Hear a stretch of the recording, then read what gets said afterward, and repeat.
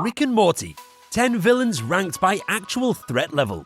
Before we start, I would like you to hit that red subscribe button so that you never miss out on any of our videos. Hey guys, what's up? Welcome back to Bubbly Toons. Number 10, the Zygerian Scammers. The Zygerians are the definition of trying too hard and getting no payoff. They create an overcomplicated layering of simulations to try and get the formula for concentrated dark matter from Rick.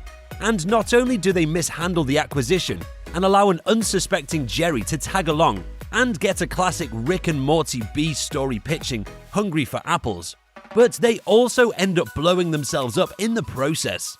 They make the grave mistake of thinking only a step ahead when Rick is usually thinking 3 or 4. That and their crippling fear of seeing genitalia really limit their potential as an actually threatening group. Relax, it's just a pitch. Number 9, King Jellybean. As a disgusting looking blob, King Jellybean doesn't immediately look like a threat, and for the most part he's not.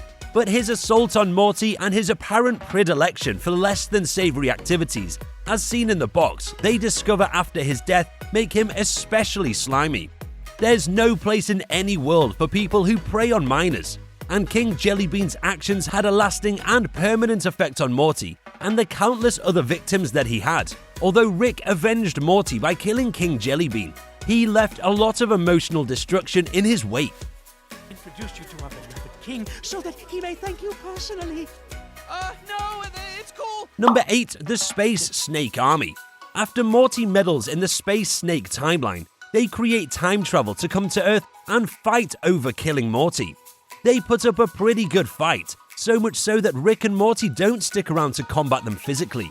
Instead, Rick goes back in time and gives them the technology to time travel sooner so that they'll self-sabotage in a Terminator-style parody and catch the attention of the timeline police.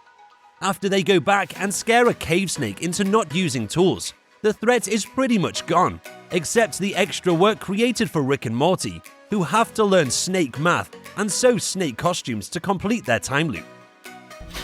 Resistance is mouse-like. Whoa, hey, look, that one's actually... Number 7, the Galactic Federation.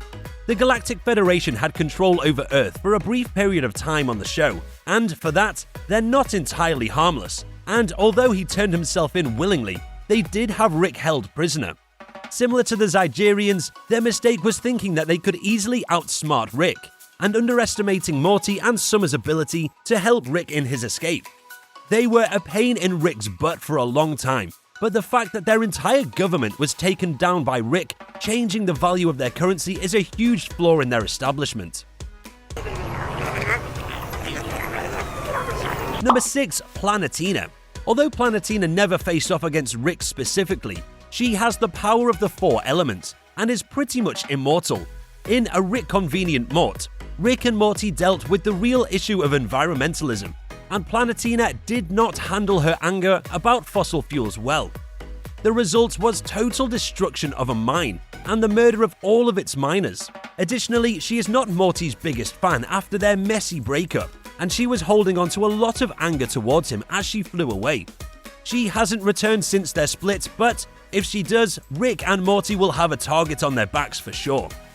Everything I have to say is always met with an... Number 5, Mr. Nimbus. Fans were surprised when it was revealed that Rick's nemesis is none other than Mr. Nimbus, a seemingly harmless ocean-themed villain. Although he does appear to be more powerful than he seems on the surface. As his tagline would suggest, he controls the police, and that seems to be a pretty strong card to play.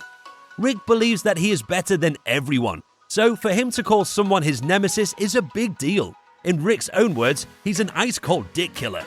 He's also able to call Rick out, attacking his insecurities, which is a big threat in Rick terms. And he saves Rick, Morty, and Jessica from the Wine Portal people, when even Rick admits that they're in trouble, then beats him to a pulp when he realizes Rick was trying to steal his magic horn. Very jealous. There's a form on the last page so we know where to send the... Number 4, the Council of Ricks. Although the Council is currently under the control of evil Morty and his regime, they've definitely been a thorn in Rick's C-137's side. Whether they're accusing him of murdering other Ricks or trying to assassinate him, all they do is cause trouble for Rick and Morty. They represent everything Rick hates: government, authority, and himself. As fans know, Rick tends to self-sabotage, and that includes other versions of himself sabotaging him. They all match the show's Rick in intelligence, but because C-137 is the Rickest Rick, they view him as an enemy and combine forces in a never-ending effort to destroy him. And I hate to get all Andy Rooney about it, but I think we all like fluffy discs of cake with syrup on top. Number 3, the President of the United States. When Rick and the President first fought in the Season 3 finale, it was a shockingly even match. For just a regular human, the President has power and technology that held its own against Rick's gadgets and genius. Rick even had to orchestrate a fake apology, using a decoy phishing Rick to get the family on good terms with the US government again. When they fight again in Season 5, the President predicts the details of Rick's turkey pardoning plan. And if the government hadn't changed the wrong turkey into the President's human form, he would have won. Instead, the two worked together, utilizing the President's secret alien army to defeat the super strong turkey forces. Number 2, Tammy and Phoenix Person. Rick has an unexpected soft spot for people he considers his friend, and an especially bleeding heart for Bird Person, his best friend. When Tammy infiltrates both Rick and Bird Person's lives, Rick never suspects her of being a Federation spy. Then she single-handedly kills and injures a lot of people Rick cares about during the wedding squanches. The biggest crime she commits against Rick, however, is turning his best friend against him. Tammy takes Bird Person's almost lifeless body and transforms him into Phoenix Person. While she is trying to kill both Space Beth and Rick, she uses Phoenix Person as a powerful, weaponized character that almost kills Rick. In the most recent episode, Rickternal Friendship of the Spotless Mort, Rick has to dive deep into Phoenix Person's psyche to bring him back, terrified that he'll lose one of the few people that matter to him, and he almost dies in the process. And number 1, Evil Morty. Evil Morty out-Ricked Rick C-137, and he still doesn't know it. Not only did he trick the show's Rick into thinking that he was merely a victim of another Rick's plan, but he then infiltrated the Citadel, made a name for himself as a wholesome Morty political candidate, and got everyone to vote for him in the election, won, and then callously slaughtered dozens of Ricks and Mortys to cement his place as dictator. Fans have no idea what Evil Morty's grand plan is, but his cool demeanor and desire to have absolute power leads viewers to theorize about how Evil Morty might exact revenge. He's only been featured in the vignette-style Never Ricking Morty, but when he finally returns to face Rick C-137 and Morty, he'll have a whole army of Ricks and Mortys behind him. This brings us to the end of our video. I hope you enjoyed it. Hit like if you did, and don't forget to subscribe to our channel so that you don't miss any of our videos in the future.